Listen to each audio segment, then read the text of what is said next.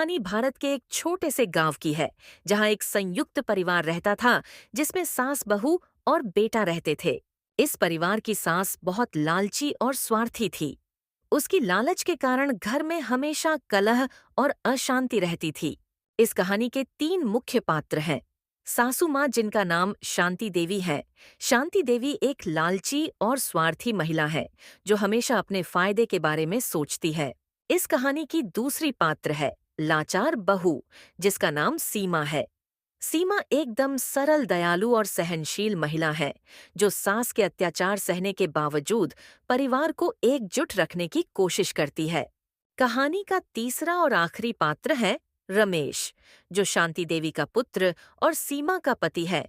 रमेश एक मेहनती और आज्ञाकारी बेटा, जो अपनी माँ की सभी बातें मानता है और माँ का सम्मान करता है, और जो अपनी पत्नी से बहुत प्यार भी करता है। एक दिन सुबह सुबह जब सीमा रसोई घर में काम कर रही थी, तभी उसकी सास उसे फटकार लगाने रसोई घर में आती है। सीमा, तुमने आज फिर से दाल में ज्यादा मसाला डाल दिया था। तुमसे तो कुछ भी ठीक से नहीं होता। माँ जी, मैंने वही किया जैसा आपने कहा था। अगर गलती हुई है तो मुझे माफ कर दीजिए। हर बार माफी मांगकर तुम अपने सारे पाप छिपा लेती हो। लगता है तुम चाहती हो कि इस घर में कुछ भी ठीक से न चले। तुम्हारी वजह से घर का बजट बिगड़ रहा है। तुम जानबूझकर महंगे मसाले इस्तेमाल करती हो ताकि मेरा सारा पैसा खत्म हो जाए। नहीं माँ जी, ऐसा कुछ नहीं है। मैं हमेशा घर के खर्चे का ध्यान रखती हूँ। हाँ, बहुत अच्छा ध्यान रखती हो तुम। लेकिन देखना, मैं तुम्हारी ये चालें अच्छे से जानती हूँ। मुझे तुमसे सब कुछ बचाना होगा, वरना एक दिन तुम सब बेच खाओगी। बेचारी सीमा चुपचाप अपनी सास के ताने सुन लेती है और फिर से अपने काम में लग जाती है। उसी शाम रमेश काम से घर लौटता है और सीमा को उदास देखता है। सीमा, क्या हुआ? तुम इतनी परेशान क्यों दिख रही हो? कुछ नहीं जी, बस थोड़ा थक गई हूँ। नहीं, कुछ तो हुआ है। सच्ची सच्ची बताओ, क्या हुआ है? कुछ नहीं जी, पता नहीं क्यों, पर माँ जी को मुझसे फिर से कोई शिकायत हो गई है। माँ तो ऐसी ही हैं। तुम दिल छोटा मत करो, मैं उनसे बात करूंगा। हर बार बात करने से कुछ नहीं बदलता जी। वो हमेशा मुझ पर शक करती हैं, हमेशा मुझे गलत समझती हैं। पता नहीं क्यों उनको लगता है मैं हमेशा फिजूल खर्च करती हूँ। मैं जानता हूं सीमा, लेकिन माँ को बदलना इतना आसान नहीं है। तुम थोड़ा धैर्य रखो, मैं बात करता हूं माँ से। कब तक जी? मैं कब तक ये सब सहूंगी? आखिर मेरी गलती क्या है? रमेश सीमा को अपनी बातों से दिलासा देता है और सीमा रमेश की बात मान जाती है। उसी रात रमेश अपनी माँ शांति देवी से मिलने उनके कमरे में जाता है। माँ, क्या मैं अंदर आ जाऊं? हाँ रमेश बेटा, आ जाओ। माँ, आपसे एक जरूरी बात करनी थी। हाँ बोलो ना बेटा, क्या बात करनी है?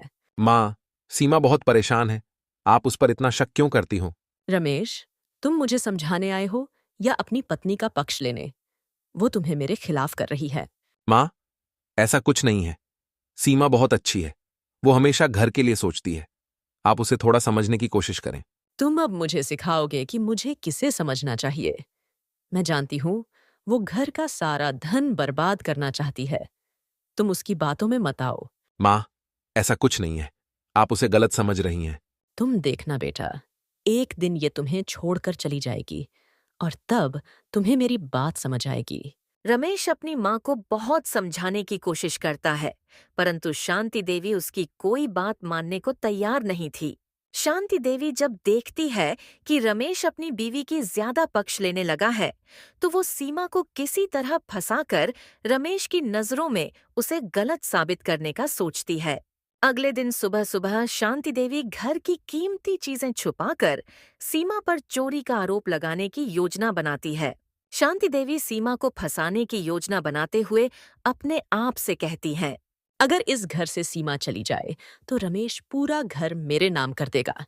मुझे बस सीमा को किसी तरह बदनाम करना है। शांति देवी फटाफट घर की कीमती चीजें घर के एक बंद कमरे में छिपा देती हैं। घर की कीमती चीजें छुपाने के बाद शांति देवी रमेश को बुलाती है। ओ रमेश बेटा, कहाँ हो? जरा यहाँ आना तो।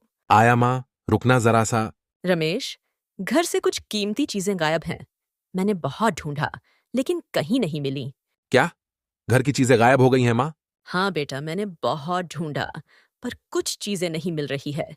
मुझे लग रहा है शायद किसी ने हमारे यहाँ चोरी की है। पक्का ना माँ, चीजें चोरी हुई हैं। कहीं ऐसा तो नहीं आप कहीं रखकर भूल गई हो? नहीं बेटा, पक्का चीजें चोरी हुई हैं, पर जो चीजें चोरी हुई हैं उन्हें देखकर तो लग रहा है अपने घर के किसी ने ही चोरी की हैं। आप कहना क्या चाहती हो माँ? मैं कुछ कह नहीं सकती, लेकिन तुम अपनी पत्नी से पूछो, कहीं उसने ही। ये बोलते बोलते शांति देवी रुक जाती है। अपनी माँ से ऐसा सुनते ही रमेश थोड़ी नाराजगी भरे आवाज में कहता है। माँ, आप ये क्या कह रही हैं? सीमा ऐसा नहीं कर सकती। मैं बस तुम्हें आगाह कर रही हूँ, तुम खुद जाकर उससे पूछ लो।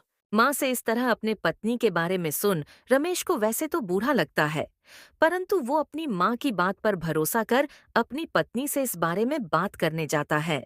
रमेश सीमा से चोरी के सिलसिले में बात करने अपने कमरे में जाता है। सीमा, मुझे तुमसे कुछ बात करनी है। बोलो ना जी, क्या बात करनी है आपको? सीमा, माँ कह रही हैं कि घर से कुछ कीमती चीजें गायब हैं।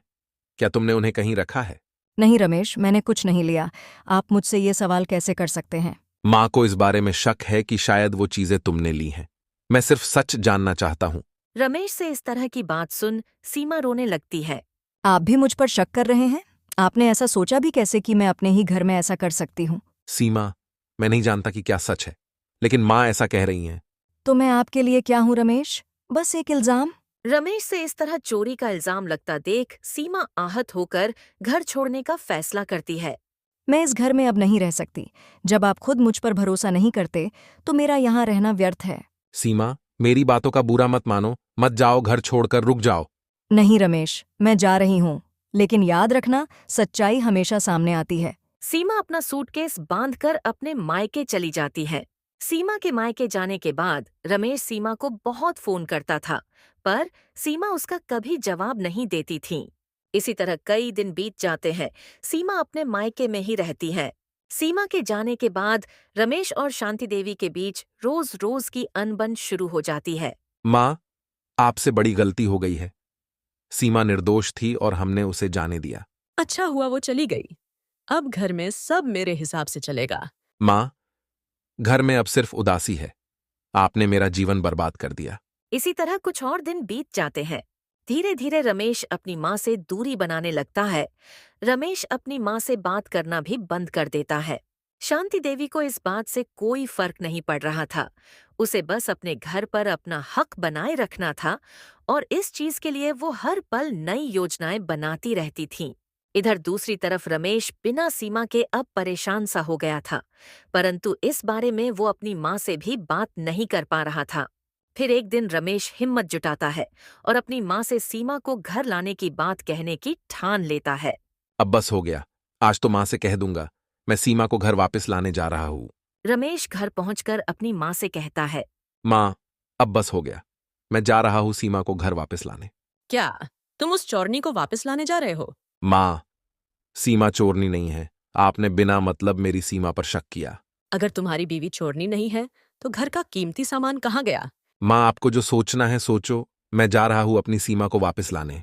रमेश आखिरकार सीमा को मनाने और उसे वापस अपने घर ले जाने सीमा के मायके जाता है।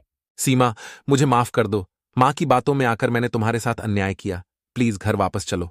रमेश, मैंने आपको हमेशा अपने पति और साथी के रूप में माना है, लेकिन आप भी मुझ पर शक करने लगे। मैं सिर्फ आपके कहने से वापस नहीं लौट सकती।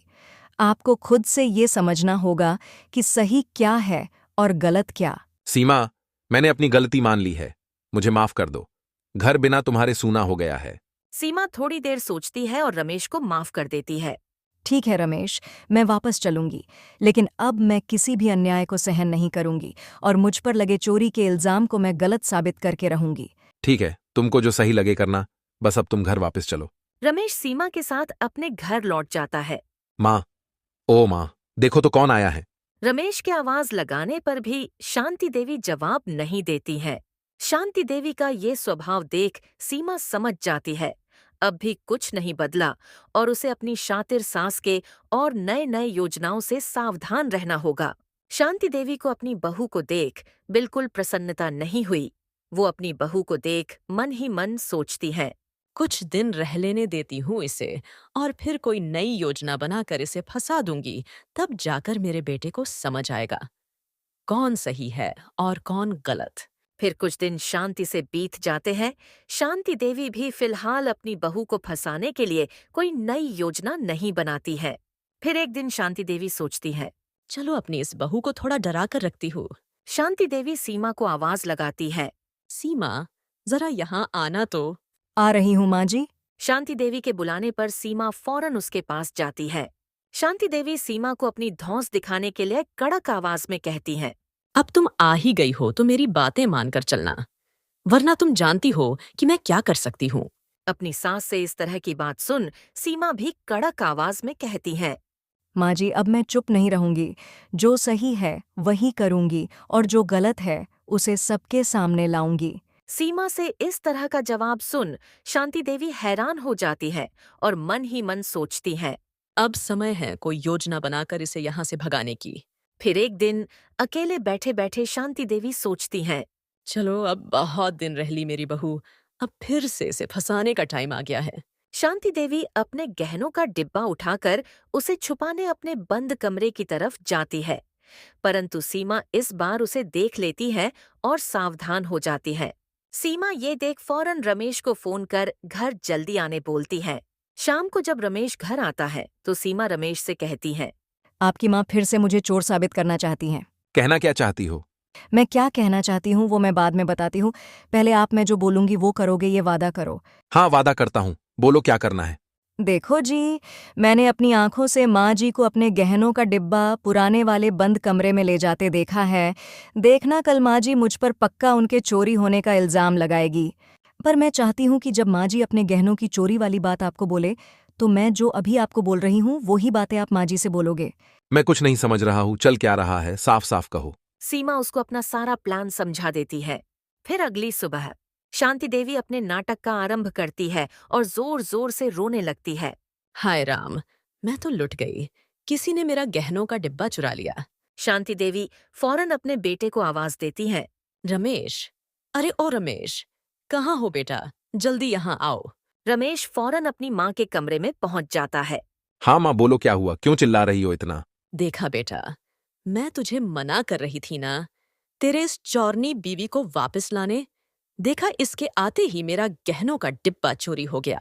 जब शांति देवी अपनी चोरी की झूठी कहानी रमेश को सुना रही होती है तभी वहां सीमा भी पहुंच जाती है। सीमा को देखते ही शांति देवी बड़े तीखे स्वर में कहती है। देखो देखो, आ गई चोरनी। अपनी माँ से ये बातें सुन फौरन रमेश बोलता है। माँ, अब आपको टेंशन लेने की जरूरत नहीं है, मैं अभी आपके चोर को पकड़ लेता हूँ। हाँ बेटा, फौरन अपने इस बीवी को पुलिस को पकड़वा दो। नहीं माँ, सीमा चोर नहीं है, चोर कोई और ही है। मैं कुछ समझी नहीं बेटा, सीमा चोर नहीं है तो कौन है? माँ, मैंने घर में चोर कैमरे लगा दिए हैं ताकि हमारे घर में क्या क्या चल रहा है सब कुछ मुझे दिखाई देता रहे। रुको, अभी पुलिस को बुलाता हूँ और वो रिकॉर्डिंग पुलिस को दिखा देता हूँ। शांति देवी कैमरे की बात सुन डर जाती है। कैमरा? तुमने कब घर में कैमरा लगा दिया? माँ जी, उसे कैमरा नहीं सीसीटीवी कहते हैं।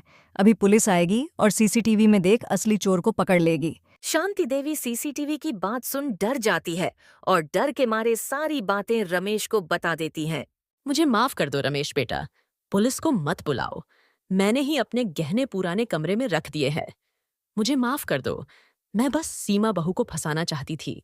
अपनी माँ से सारी हकीकत सुन रमेश अपनी माँ से कहता है। माँ, आपकी लालच की चक्कर में आपने मेरे अच्छे खासे रिश्ते में दरार पैदा कर दी थी। देखा माँ जी, मैंने कहा था ना इस बार मैं अन्याय नहीं सहने वाली हूँ। हाँ बहू, मुझे माफ कर दो। मुझे पुलिस के हवाले मत करो। अब से मैं ऐसी गलती कभी नहीं करूंगी। शांति देवी के इतना गिड़गिड़ाने पर सीमा रमेश से कहती है। सुनो जी, माँ जी को माफ कर दो। आखिर माँ जी ने अपनी गलती मान ली है। शांति अपनी बहू की हाँ में हाँ भरती है। बस फिर क्या था, शांति देवी भी सुधर जाती है और सीमा पर लगा इल्जाम भी झूठा साबित हो जाता है। फिर सीमा और रमेश अपने कमरे में लौट जाते हैं और रमेश भी सीमा से माफी मांगने लगता है। सीमा, मुझे भी माफ कर देना। माँ के कहने पर मैंने तुम पर शक किया था। इसमें आपकी कोई गलती नहीं है, ये तो बस आप माँ जी की बातों के वजह से बहक गए थे। हाँ, पर कुछ भी कहो, तुम्हारा झूठा सीसीटीवी वाला आइडिया काम तो आया। बिना किसी सबूत के माँ ने अपनी सारी गलती मान ली। पर अब जब माँ ने अपनी गलती मान ली है तो अब से हम सबको मिलकर रहना होगा। तो दोस्तों, इस तरह से सीमा के एक आइडिया ने उसकी लालची सास को भी सबक सिखा दिया और अपने ऊपर लगे झूठे इल्जाम को भी गलत साबित कर दिया। दोस्तों, इस प्रकार की और शानदार कहानी देखने के लिए अभी हमारे इस चैनल को सब्सक्राइब कर ले।